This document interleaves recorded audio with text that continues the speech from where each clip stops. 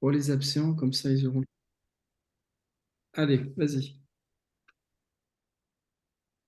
Donc au niveau du retour du PEPS, par rapport vraiment à la question spécifique de Mirana, à mon sens, j'en ai pas eu. Par contre, j'ai eu un retour d'expérience que j'intégrerai sur la deuxième partie de la question de Mirana, mais qui s'éloigne quand même sur donc ton intérêt principal de mettre en place une DUE par rapport à la prime transport. Tout simplement aujourd'hui, donc bon, il faut pas être naïf, hein. Pourquoi il y a cette prime transport? Tout simplement, bah, parce que les aides gouvernementales, notamment donc au carburant, ne concernaient pas tout le monde. Donc derrière, donc, beh, on sollicite les employeurs pour essayer de faire bénéficier du fait de la hausse des prix des carburants, d'une certaine manière d'aider, donc par le biais bah, d'exonération de charges et notamment donc sous cette forme de prime de transport. Donc cette mise en place, elle est possible, effectivement, donc soit par accord d'entreprise ou, donc soit par, donc décision unilatérale, de l'employeur, après consultation du CSE, s'il en existe un, bien entendu. Pour, rappeler l'exonération, donc la prime transport est exonérée de cotisation des contributions sociales dans la limite de 500 € par an et par salarié, dont 200 € au maximum pour des frais de carburant. Pourquoi l'intérêt de cette prime aujourd'hui de transport? C'est que, au début, il y avait une condition, sine qua non qui était, donc cette prime transport pouvait déjà être exonérée s'il n'y avait pas donc, de transport en commun, sur le trajet donc, du porté. Aujourd'hui, ça a été enlevé. Aujourd'hui, je précise, parce que donc, l'exception d'aujourd'hui n'est pas l'exception de demain. Donc, si, jamais vous souhaitez partir sur une DE, déjà, il faudra la cadrer dans le temps, pour vous couvrir. Donc là, aujourd'hui, si vous souhaitez partir sur une décision unilatérale de l'employeur, il faudra la mettre, jusqu'à fin 2023 pour prendre aucun risque, parce qu'on ne sait pas, ce que l'URSSAF, dira pour 2024. Ensuite, alors je sais pas si vous avez des questions, n'hésitez pas à me couper. Voilà, au niveau de mon avis à proprement parler, il faut faire attention et bien se cadrer parce que, bah, ça peut être aussi le risque, d'être considéré comme du salaire déguisé, hein, d'une certaine manière. Qui dit DUE dit forcément exclusion, parfois de certains portés, notamment, je pense que vous avez des portés qui sont peut-être, à 100 ou une partie d'entre eux en télétravail, hein. Donc, je sais pas après comment les porter se comportent vis-à-vis d'une information comme ça, s'ils peuvent se sentir lésés ou autre, parce que, beh, ils rentrent pas forcément dans ce bénéfice-là. Voilà et après continuer à vous couvrir, si vous la mettez en place, bon, beh, ça après c'est le même principe que sur les notes de frais, hein, donc bien avoir avec vous, la carte grise. Voilà. Après je sais pas si vous avez des questions, si j'ai répondu à la première question de Mirana. Après le modèle, bah, ça je verrai avec Eric ou Vincent, parce que donc je pense que c'est à nous de la rédiger. Je sais pas si, Eric, tu là-dessus, comment ça fonctionne? Quand il y a parce que la question quand même de Mirana, c'était Pour la DUE, d'établir un modèle? Ouais. non, non, pour l'instant, on n'a jamais fait ça, mais je ne sais pas s'il faut établir un modèle. Bah, ça serait Justement, bien, oui, ça pourrait nous aider, ouais. oui, oui, oui, on peut profiter justement du tour de table là, pour voir un petit peu quels sont les niveaux d'expérience que vous avez sur le sujet. Allez-y, Moi, Céline. juste cette question, du coup, ça veut dire que les personnes qui sont, par exemple, partiellement en télétravail au cours de Mmh. l'année n'ont pas du tout la possibilité d'avoir cette prime transport. Si, par exemple, enfin, je te dis une bêtise, allez, 8 mois dans l'année, il est en déplacement, et je sais pas, enfin, il y a quelques missions ponctuelles où, par contre, il est en télétravail. Enfin, voilà, tu vois, c'est compliqué à jauger, finalement.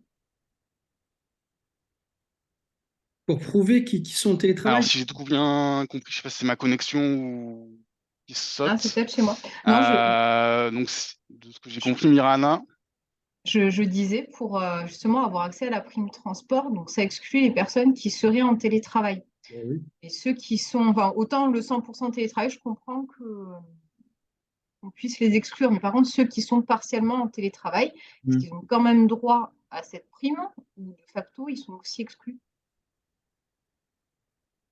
après, ça c'est le cadre que tu vas donner dans la DUE.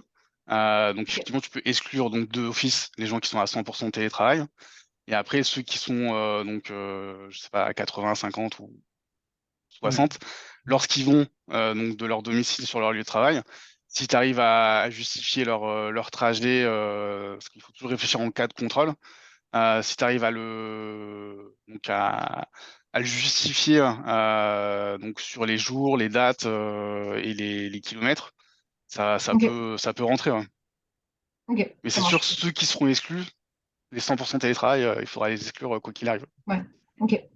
Et du coup, j'ai une question. Est-ce que donc cette prime transport, petit 1, est-ce qu'elle peut être en plus d'indemnités kilométriques parce que finalement le consultant bouge effectivement ou voilà, et donc que c'est pas son lieu de mission habituel par exemple?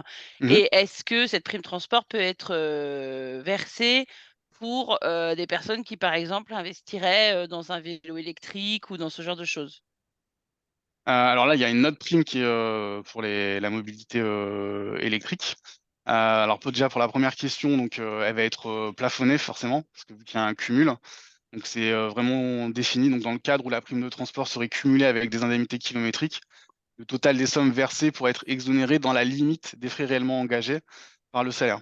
Donc les 200 € qu'on parlait justement au préalable pour les frais de carburant.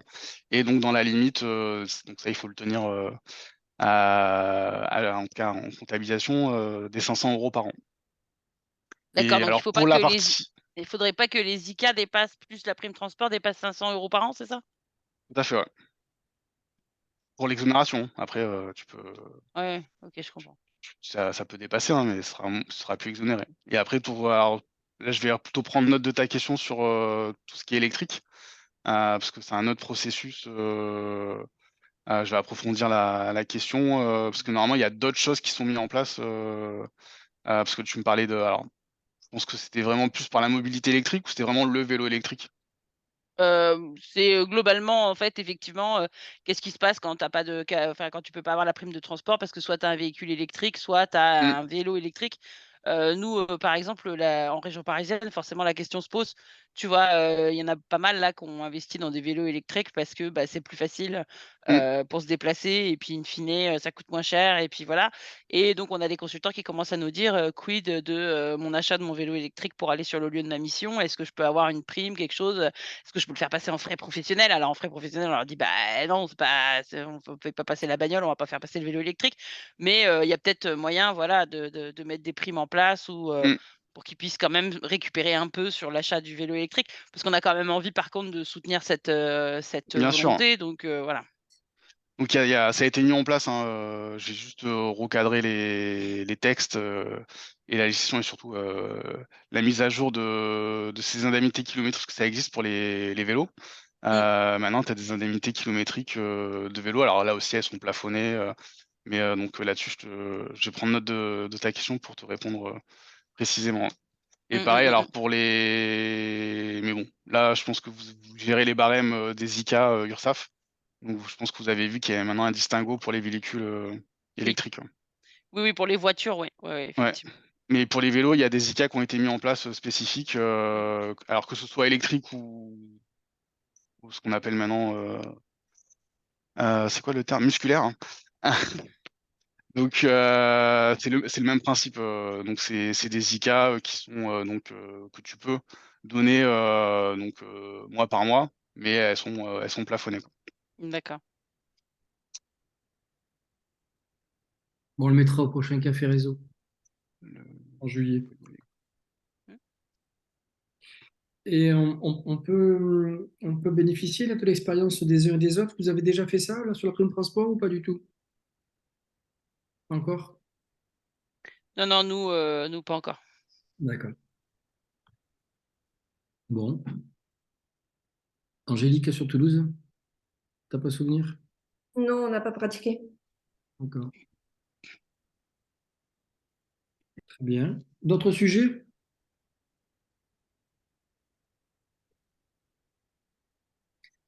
Ou un sujet? Alors le retour d'expérience, alors il s'est éloigné, hein, durant le PEPS, ce que je vous disais en préambule. À mon sens, la question à proprement parler de Mirana n'a pas été traitée.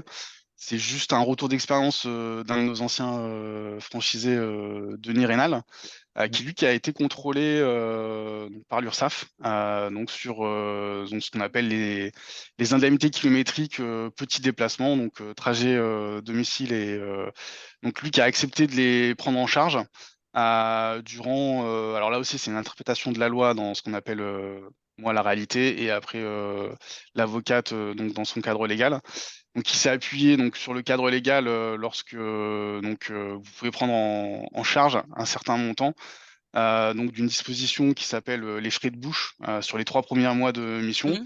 Lui, il l'a appliqué sur les ICA et ça a été la même interprétation que son contrôleur URSSAF en disant: «Vous avez très bien fait de prendre pendant les 3 premiers mois les ICA donc de ce porter-là, mais au-delà de 3 mois, c'est considéré comme un lieu habituel de travail, donc vous avez bien fait d'arrêter de les prendre en charge».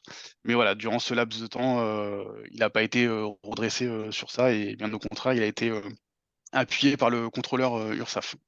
Et justement, la question de Mirana, ce retour d'expérience me faisait dire dans quel cadre tu souhaitais mettre cette DUE. C'est parce que tu as un volume de portée ou c'est pour améliorer ton offre de portage salarial? Ah oui, c'est clairement pour améliorer l'offre de portage, hein, Ok, pour faire en sorte que les portés puissent avoir des montants qui ne soient pas soumis à cotisation et justement améliorer leur net. Donc, quand Philippe nous avait envoyé l'information, il avait dit donc on aurait pu le mettre en place sur 2022 et du coup ouais, ça se mettait aussi en place sur 2023. Donc, tout à fait. Ouais. on s'était dit au niveau de l'agence, ça serait bien de pouvoir le proposer. C'est vrai que du coup, par contre, on s'était dit comment est-ce qu'on le formalise? Et c'est Mm. là où je recherchais un modèle de DUE pour pouvoir le mettre en place dans un cadre quand même assez sécurisant. Sécurisant, ouais, tout à fait. Ouais. Voilà, sécurisant. Oui, donc pour On va regarder ça. resynthétiser, c'est effectivement donc établir le modèle. Donc je verrai avec Eric et Mm. Vincent dans quel cadre on l'élabore et de bien cadrer les choses. Donc déjà, premièrement, l'année. Comme je t'ai dit, pour l'instant, l'URSSAF, elle s'est juste positionnée sur 2023. Donc ta décision unilatérale, elle sera valable jusqu'à fin 2023 pour que tu n'aies aucun risque derrière. Bien définir les portées qui peuvent en bénéficier. Donc même marqué noir sur blanc, au moins ça n'attirera pas l'œil au cas d'un contrôle URSSAF, donc le télétravail à 100%. Mm. Et après, donc bien avoir effectivement en tête les cartes grises des portées qui souhaiteraient en bénéficier. Ouais. Ok, ça marche. Bon, merci. Je suis preneuse en tout cas si quelqu'un Ouais, crée un modèle de Ouais, on va regarder ça. Oui, oui, moi aussi, je suis preneuse d'un DUE. modèle, ouais. ok. D'autres questions ou des sujets à préparer pour le prochain Café Réseau? Qu'est-ce qui vous... Y a-t-il des sujets sur lesquels Jean-Noël... Prochain Café Réseau, dans 15 jours, il est commercial et 15 jours après, on sera, je crois, vers le 25 juillet, je crois, un truc comme ça. Prochain Café Réseau RH.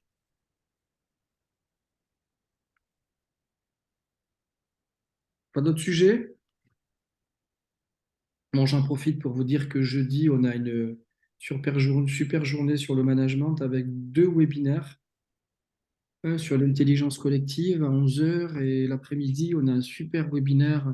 Si vous pouvez vous connecter, hein, ça serait, je crois que vous n'allez pas perdre votre temps sur comment trouver des missions. Donc, il n'y a rien de plus actuel que ça. Comment trouver des missions à partir d'un réseau, etc., avec un expert du réseautage, des réseaux sociaux, de LinkedIn et autres. Je pense qu'on va apprendre des choses très intéressantes. Bon, pas d'autres questions? Allez, on se libère les uns les autres. Je vais Hein. juste rester avec Mirana, Ouais. si c'est possible, parce qu'on est en pleine DSN. Je vais te passer la main, Jean-Noël. Je vais te passer la Ok, main. merci. Merci à tous. Merci. Bonne Merci journée. à tous. Bonne journée. Au Bonne revoir. journée et dors bien, Jean-Noël, hein. Bon courage. Ouais, merci. Profite encore les quelques nuits qui te restent peut-être avant que le bébé arrive. Non, mais j'ai fait ma dernière nuit à la maternité. J'étais inquiet parce que j'entendais pas mon fils. Après, bon, il s'est réveillé qu'une fois dans la nuit, mais je l'ai pas trop entendu. Donc, Bon, Peut-être c'est parce que je dormais par terre et mon épouse était à son niveau, quoi, je sais pas. On le voit, Jean-Noël, t'as les petits yeux, t'as les petits yeux. Ouais, ça commence à piquer. Allez, allez, à bonne journée bientôt, à bonne tous. journée. Au À revoir. bientôt, au revoir. Bonne journée. Ah, Mirana, Ah bah elle est partie. Bah c'est pas grave, j'ai l'appelé. j'appelle. Ouais, ça marche. Allez, à plus. Merci, à plus.